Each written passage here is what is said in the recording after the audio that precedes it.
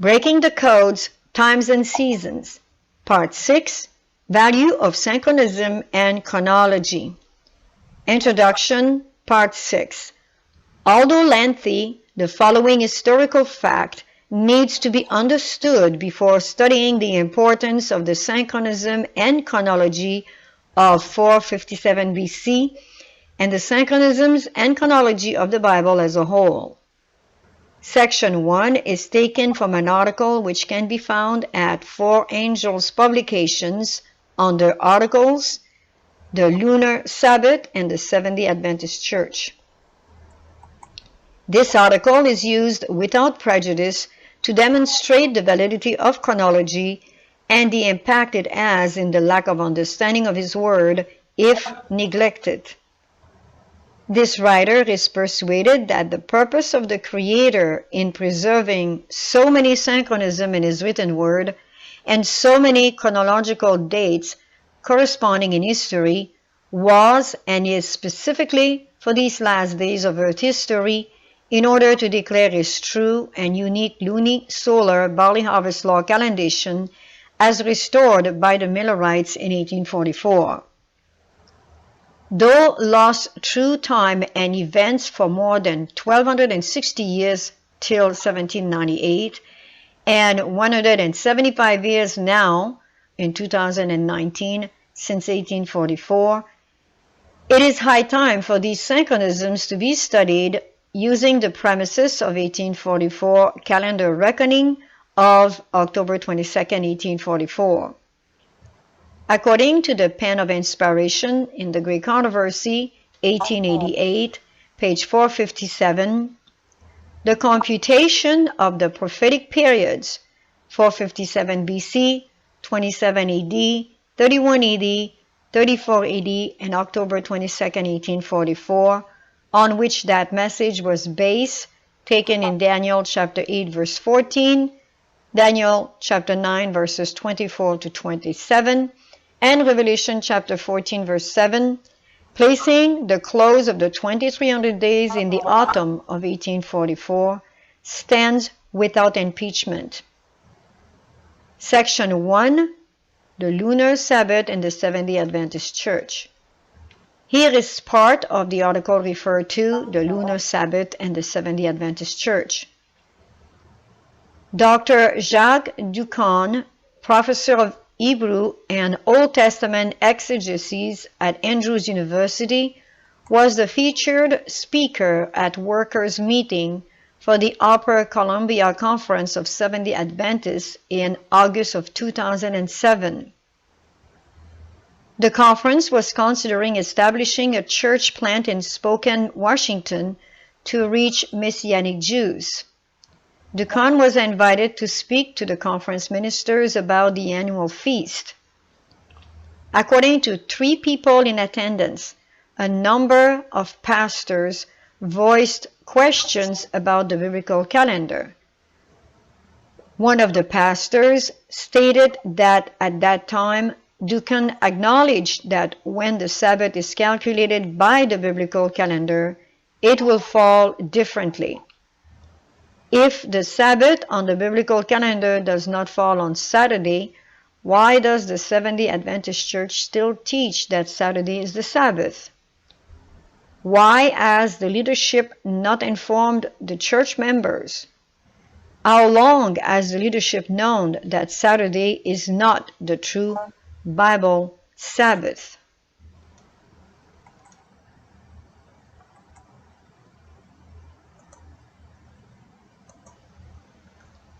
The history of the Lunar Sabbath teaching within the Seventh-day Adventist Church is the sad story of a cover-up spanning decades. Heaven has tried many times to bring this truth to the world, but each time spiritual pride or fear of the consequences of accepting such a radically different truth has led the Church to reject it and, still more, to cover up the evidences in support of this truth. In the mid-1990s, questions arising out of California and Washington regarding the concept of the Lunar Sabbath prompted the General Conference of Seventh-day Adventists to take action. In 1995, an order originating from the office of then GC President Robert Falkenberg Sr. commissioned a study group to look into the issue of calculating the Sabbath by the ancient Hebrew Luni-Solar calendar. The committee members consisted of 5 scholars handpicked from the seminary at Andrews University. In addition to these 5, there was also a representative from the ministerial department of the North American Division of Seventh-day Adventists and another representative from the ministerial department of the General Conference. Robert M. Johnson, professor of New Testament and Christian origins at the seminary, was selected to head this research committee. No representative from the Biblical Research Institute was on the committee, as it was felt that the well-respected scholarship of the various members was of sufficient authority that it was not needed. The vaults were thrown open for the committee.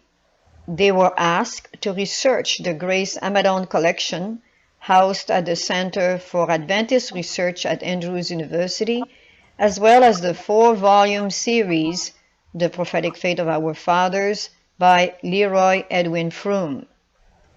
Additional material supplied the committee for study was a series of letters written by well-respected Adventist scholar M.L. Andreasen.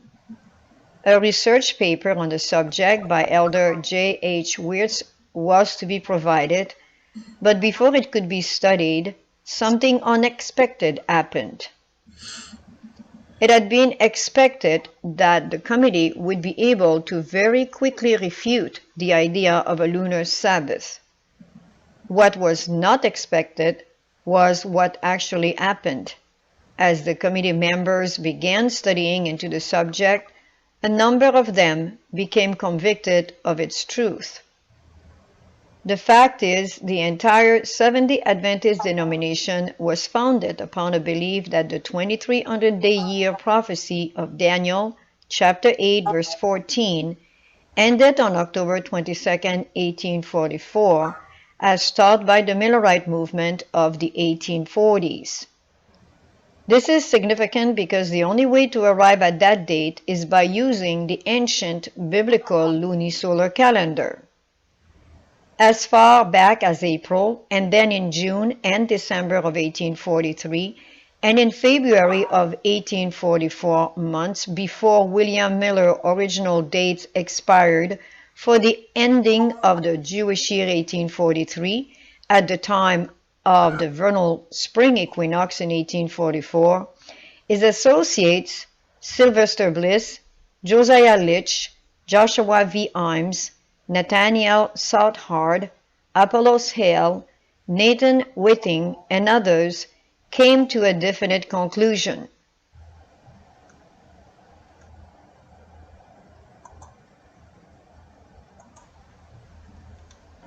This was that the solution of Daniel's prophecy is dependent upon the ancient or original Jewish form of luni-solar time and not upon the altered modern rabbinical Jewish calendar. They therefore began to shift from Miller's original date for the ending of the 2300 years at the equinox in March over to the new moon of April 1844. Leroy Froom, The Prophetic Faith of Our Fathers, Volume 4, page 796. Without the original luni-solar calendar, there would be no Day of Atonement on October 22nd in 1844. This ancient method of time measurement was the very foundation for determining the time prophecy and the cleansing of the sanctuary doctrine, which is the hallmark belief of the Seventh-day Adventist Church, which grew out of the Millerite movement. It is important to note in the above quote that a distinction must be made between the ancient or original Jewish form of luni-solar time and the altered modern rabbinical Jewish calendar in use by Jews around the world today. The calendar used by Jews today is not the same as what used in biblical time. Under intense persecution following the Council of Nicaea, Jews fixed their calendar to align with the continuous weekly cycle of the Julian calendar. Consequently, the Jews in 1844 kept the Day of Atonement or Yom Kippur on September 23rd and not on October 22nd, as the Millerite and later the Seventh-day Adventists claimed was the true Day of Atonement. The fact that the Jews observed the Day of Atonement on September 23rd and not October 22nd was a point well known to the Millerites. There were many in 1844 who made merry over a lunar reckoning that was not based upon the modern Jewish calendar. The answer was returned. Every scholar knows that we are correct as to the Karaite original Hebrew seventh month. The Millerites were well aware of the rabbinical seventh month in September in 1844, and the circumstance was often mentioned in their papers. At the same time, they were emphatic in their challenge that they dissented from the modern Jewish calendar because it did not agree with the laws of Moses. Heaven used the Millerite movement to restore to the world a knowledge of the original calendar of creation, uncorrupted by the later traditions of rabbinical Jews reconciling their observances to the pagan Julian calendar. Painstakingly studying the Karaite Jewish protests in the Middle Age against the rabbinical perversion of the calendar, they at last deliberately and irrevocably accepted, restored, and applied to their time prophecy problem the earlier calendation championed by the Karaites. And this they did in defiance of the whole body of rabbinical scholarship and the general current practice of Jewry, which change was introduced in the same century and at approximately the same time that the Roman Church changed the Sabbath by church law from the seventh to the first day of the week. The Millerites knew the ancient Luni-Solar calendar so well that they were able to calculate in advance the Day of Atonement. Without this understanding, there would have been no seventh-month movement, no midnight cry, and later, no cleansing of the sanctuary doctrine within Adventism. It is not too strong a statement to say that without the Luni-Solar calendar, there would be no 2300-day doctrine within the Seventh-day Adventist Church. The problem is, when the Sabbath is calculated by the original biblical calendar, it does not fall on Saturday because the weekly cycle of the Luni-Solar calendar does not align with the weekly cycle of the Gregorian calendar, which is a solar calendar. Furthermore, this can be proven by the fact that if the 2300 days of year time period started in 457 BC, as taught by both the Millerites and the Seventh-day Adventist Church, the year AD 31 is pinpointed as the year of the Crucifixion. When the Luni-Solar calendar for AD 31 is overlaid, the Julian calendar for the same year, Passover, the sixth day of the week, does not fall on Friday. For further discussion on this point, please see the problem of the crucifixion date. What wisdom the Lord gave those earnest, God-fearing, and sincere believers to proclaim to the world that they were following the calendar adopted by the Karaite Jews, those Jews who profess to follow the scripture rather than following the calendar adopted by the rabbinical Orthodox Jews who were following a calendar which they admit is inaccurate in its mode of reckoning. This is written by F. C. Gilbert.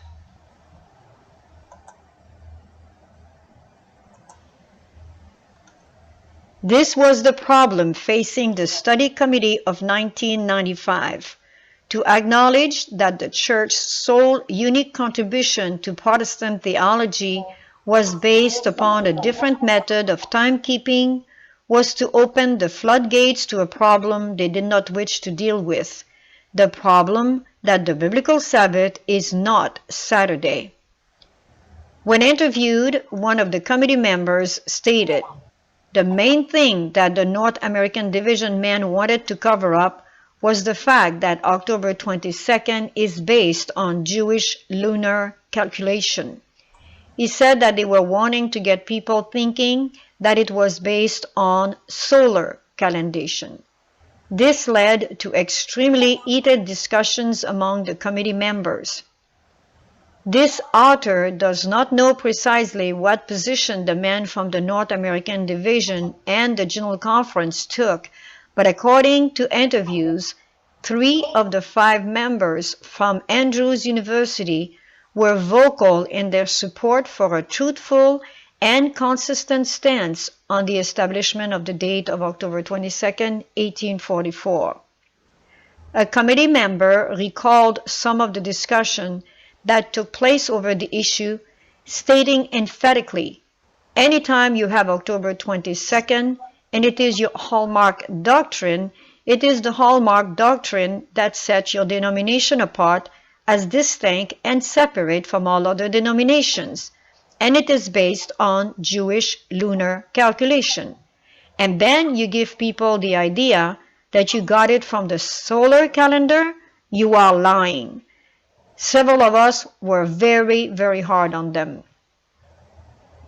When asked if the church officials who appointed the committee, in their ignorance of the topic, actually thought that the study committee could refute the lunar Sabbath, he replied, "In their ignorance, they actually thought they had a committee that would rubber stamp whatever they were told to agree to. But after a few meetings, they saw that they could get nothing of a consensus from us, they couldn't bully us, and they shut it down. They saw that they were about to open Pandora's box, and so they shut it down." The committee members who did not feel comfortable speaking up in support of an open admission of the calendar used to establish October 22nd as the Day of Atonement in 1844 nevertheless saw the truth of what the others were saying. One of them admitted to another, "I see what you are saying, and I agree with you." When asked why then he had not spoken up in the committee, he replied, "Art thou he that troubled Israel? If I am viewed as a liberal, I will lose everything. The fastest way to destroy your career in the Seventh-day Adventist Church is to be branded a liberal scholar. If I come out and I agree with you, my career will be over. I will lose my job. I will lose everything. Once you are labeled a liberal in the Adventist Church, you are dead." Even Chairman Johnston went so far as to admit, "I agree with what you are saying, and that is why I do not teach Bible chronology. Men and women are saved by grace, and so that is what I teach. I do not teach Bible chronology." In order to spare the corporate church the embarrassment of having to admit that Saturday was not actually the biblical Sabbath, the study committee was shut down and the subject was suppressed. Or, as one committee member recalled, it was feared the truth would blow up the church.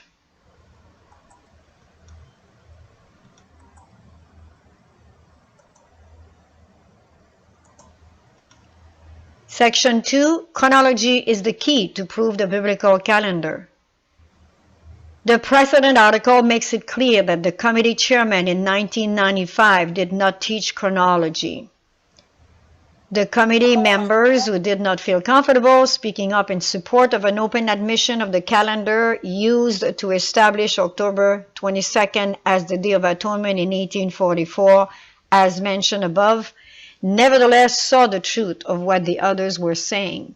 One of them even admitted to the other, "I see what you are saying and I agree with you." When asked why then he had not spoken up in the committee, he did make it clear that he did not want to be seen as a liberal. He did not want to lose everything. He did not want to lose his career because he was going to be branded a liberal scholar. And this is actually what even Chairman Johnson went so far as to admit, that he himself did not teach Bible chronology.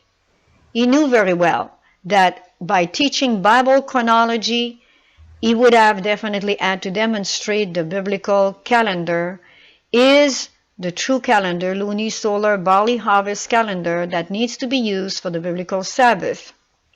And this is why, in order to spare the corporate church the embarrassment of having to admit that Saturday was not actually the biblical Sabbath, this study committee was shut down, the subject was suppressed, and they were fearful that it would blow up the church.